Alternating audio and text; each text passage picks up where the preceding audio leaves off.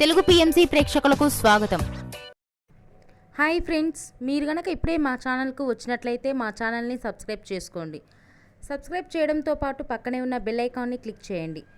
కీర్తి సురేష్ పరిచయం అక్కర్లేని పేరు. తన అద్భుతమైన నటనతో హీరోయిన్గా కొనసాగుతుంది.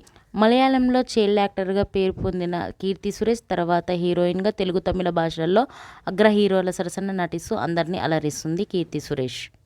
తాజాగా కీర్తి సురేష్ తన లేటెస్ట్ ఫొటోస్ని అభిమానులతో పంచుకుంది. ఆ ఫొటోస్ని మనం కూడా చూసేద్దాం.